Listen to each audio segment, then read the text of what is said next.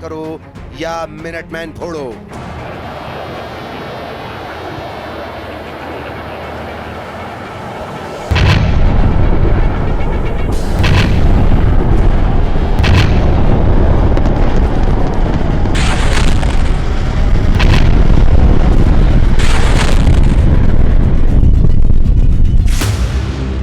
मगर ईरान को अब ट्रंप बख्शने को तैयार नहीं।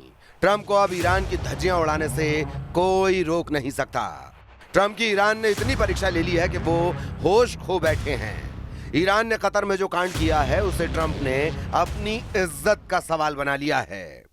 जैसे ही ईरान की चालबाजी ट्रंप को पता लगी है, उन्होंने फौरन इमरजेंसी वॉर मीटिंग बुलाई। ट्रंप ने रक्षा मंत्री पीट हेग्सेथ और जॉइंट चीफ्स ऑफ स्टाफ के चेयर जनरल डैन केन के साथ वॉर मीटिंग खत्म कर ली है।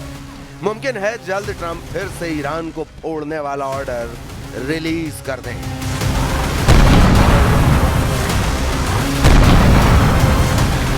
क्योंकि कतर में उनके अरमान कतरे कतरे में तब्दील हो चुके हैं। ईरान ने अमेरिका से 1 to 1 बात ही नहीं की। यही नहीं, खींचतान के बीच इराक की राजधानी बगदाद से धमाके और हवाई हमले की तस्वीर आ गई। वहां अमेरिकी दूतावास पर ड्रोन अटैक हुआ। तस्वीरों में दिख रहा यह इलाका बगदाद का सबसे सुरक्षित इलाका माना जाता है, लेकिन वहां हमला हुआ। रात में हुए हमले से पूरा इलाका गूंज उठा। आरोप लगा कि अटैक ईरान ने किया, वो भी ऐसे समय जब डील की वजह से अमेरिका और ईरान ने एक दूसरे पर हमले रोके हुए हैं। तो ऐसा कहीं से नहीं लग रहा कि ईरान अमेरिका से कोई बातचीत करने के मूड में है। बगदाद में अमेरिकी दूतावास ने तो जंग फिर से शुरू होने का खतरा भी बढ़ा दिया है। रही सही कसर कतर के दोहा में पूरी हो गई, क्योंकि वहां अमेरिका और ईरान के प्रतिनिधिमंडल की सीधी बात ही नहीं हुई और अमेरिकी प्रतिनिधिमंडल केवल कतर के प्रधानमंत्री से ही मिला। कतर में ट्रंप को चकमा देने के बाद ईरान ने यह धमकी भी दे डाली है कि वो युद्ध के लिए तैयार है।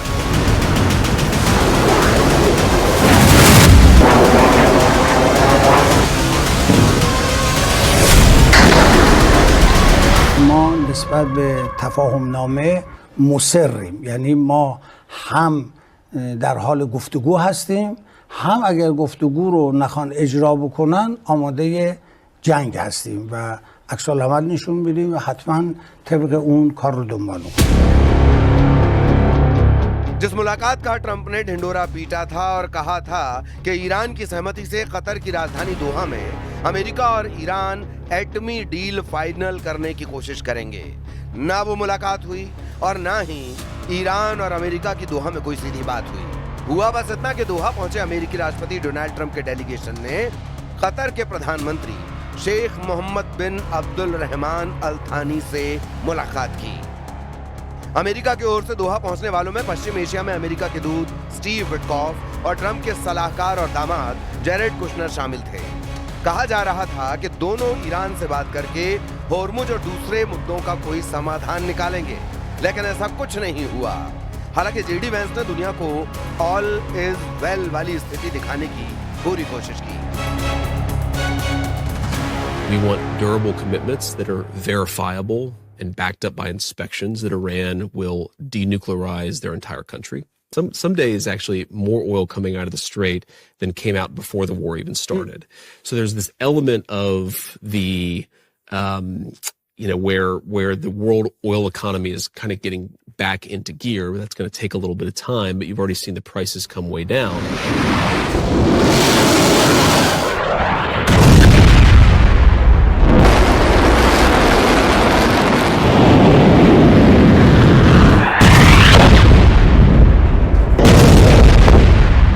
अमेरिका कोशिश कर रहा है कि डील पर ईरान उसकी बात माने, हॉर्मुज में समझौते के आर्टिकल 5 को लागू करे, लेकिन ईरान नहीं झुक रहा। वो हॉर्मुज में वसूली का प्लान बना चुका है और उस प्लान को लागू करने के लिए वो अमेरिका को मजबूर कर रहा है। उसका सीधा सीधा कहना है कि पहले MOU की शर्त पूरी हो, तभी आगे बात होगी।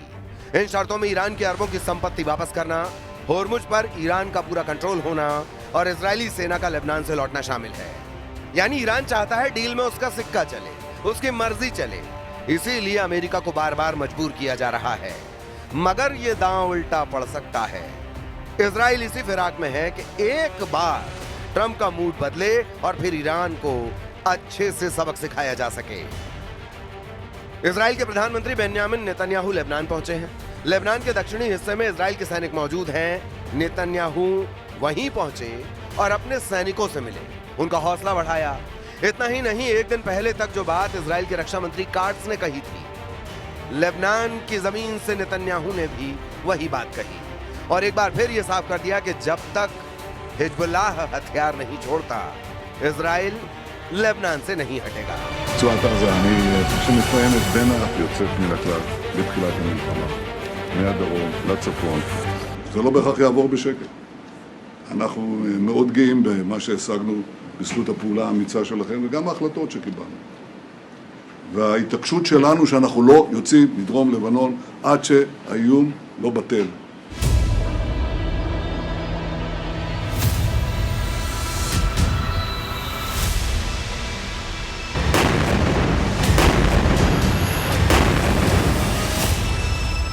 इजराइल का कहना है कि अगर ट्रंप बीच में नहीं आते तो अब तक लेबनान में हिजबुल्लाह को कुचल दिया जाता, लेकिन ईरान से डील के लिए ट्रंप ने लेबनान वाला ट्रंप कार्ड चला, जिससे इजराइल को हमलों की रफ्तार धीमी करनी पड़ी। मगर इजराइल तो इजराइल है और नेतन्याहू को रोकना मुश्किल ही नहीं, नामुमकिन है, वरना वो लेबनान की जमीन पर खड़े होकर हिजबुल्लाह को नहीं ललकारते। शायद ट्रंप ने नेतन्याहू का 28 फरवरी वाला सिग्नल दे दिया है। इसकी सबसे बड़ी वजह अमेरिकी सैन्य ठिकानों को खाड़ी देशों से शिफ्टिंग को भी माना जा रहा है।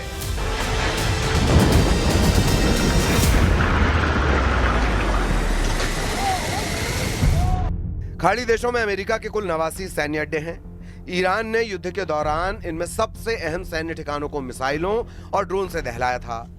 फिर से जब युद्ध के आसार बन रहे हैं तो अमेरिका अपने सैन्य अड्डों को बंद करने या फिर दूसरी लोकेशन पर शिफ्ट करने का प्लान बना रहा है। खाड़ी देशों से जिन देशों में सैन्य अड्डों की शिफ्टिंग की जा सकती है, उसमें 3 नाम सबसे आगे हैं। पहला इजराइल, जहां मजबूत एयर डिफेंस सिस्टम है, इसीलिए इसे सबसे सुरक्षित विकल्प माना जा रहा है। ग्रीस दूसरी लोकेशन है, जो यूरोप के करीब होने के कारण रणनीतिक रूप से अहम मानी जा रही है। तीसरी है साइप्रस, जो भूमध्य सागर में अमेरिका को बेहतर सैन्य पहुंच दे सकती है। ट्रंप ने जैसे ही अपने सैन्य अड्डों को सेफ हाउस में शिफ्ट किया, फिर ईरान का हिसाब तय है। ट्रंप जितने गुस्से में है, उससे यह भी साफ है कि अब ईरान पर B-2 बम वर्षकों जैसे विध्वंसक से हमला होगा। यह अमेरिका का ऐसा बमबाज है जो कभी चमगादड़ की तरह नजर आता है तो कभी चील जैसा दिखता है। ऐसा बम्बर जिसकी उड़ान का मतलब है बहुत ही खास मिशन। अमेरिका का B-2 बॉम्बर BBB फॉर्मूले के साथ उड़ता है। फॉर्मूला BBB यानी बंकर बस्टर बम B-2 दुनिया का अकेला ऐसा बॉम्बर है जो 3 तरह के बहुत ही खतरनाक बंकर बस्टर फायर कर सकता है। पहला है GBU-28, दूसरा है GBU-72, तीसरा है GBU-57, जिससे अमेरिका ने ईरान की फोर्दो परमाणु साइट पर हमला किया था। हालांकि तब ये सवाल उठे थे कि आखिर B-2 के हमले से हासिल क्या हुआ? क्या ट्रंप ईरान के परमाणु कार्यक्रम को पूरी तरह मिट्टी में मिलाने में कामयाब रहे या फिर सब कुछ एक दिखावा साबित हुआ? क्योंकि रूस ने तब अमेरिका की सर्जिकल स्ट्राइक की सफलता पर सवाल उठाए थे। 2025 में 12 दिनों के युद्ध में ईरान ने बराबर की टक्कर दी थी। 12 दिनों के युद्ध में इजराइल की एयरफोर्स ने करीब 900 टारगेट्स पर बमबारी की। इनमें 1500 जगह ऐसी थीं जहां करीब 4500 बम गिराए गए। इन हमलों में 370 स्ट्राइक लड़ाकू विमानों से की गई, जबकि बाकी हमले ड्रोन से अंजाम दिए गए थे। इसमें कोई शक नहीं कि ईरान के आसमान में इजराइल की वायुसेना की पूरी मनमर्जी चली। नेतन्याहू के ऑर्डर पर तेहरान से लेकर तबरीज और इस्फहान से लेकर खुर्रमाबाद तक इजराइल के बंकर बस्टर बमों ने ईरान के हर डिफेंस को चारों खाने चित कर डाला। लेकिन इन 12 दिनों के युद्ध का दूसरा सच ये भी है कि ईरान की मिसाइलों ने इजराइल के शहरों को बुरी तरह तबाह करके रख दिया था। तेल अवीव से लेकर हाइफा और बेन गुरियन एयरपोर्ट से लेकर नेवातिम एयरबेस तक ईरान की मिसाइलों ने इजराइल के एरो और आयरन डोम जैसे डिफेंस सिस्टम को पूरी तरह कबाड़ वाली मशीन साबित कर दिया था। फरवरी में भड़के युद्ध का हाल भी कुछ ऐसा ही है। मतलब ट्रंप की रेंज से ईरान का युद्ध निकलता हुआ साफ साफ नजर आ रहा है। अगर ट्रंप अपना सबसे खतरनाक बॉम्बर से ईरान पर हमला शुरू कर देते हैं तो समझ लीजिए कि ईरान के लिए बचना आसान नहीं होगा, क्योंकि फिर यह बम्बर शक वहां बंकर बस्टर की बारिश करेगा जहां नेतन्याहू चाहते हैं। नेतन्याहू का टारगेट मुस्तफा का तख्ता पलट है, ईरान के एटमी प्रोग्राम का सफाया है, फिर इजराइल तुर्की का रुख करने का ऐलान कर रहा है। नेतन्याहू ने एर्दोआन की बार बार की धमकियों का मुंहतोड़ जवाब दिया है। नेतन्याहू ने कहा कि तुर्की की धमकियों को वो बहुत सीरियस ले रहे हैं। इजराइल अंकारा वॉर के लिए भी रेडी है, इसीलिए जल्द इजराइल तुर्की की टक्कर मुमकिन है।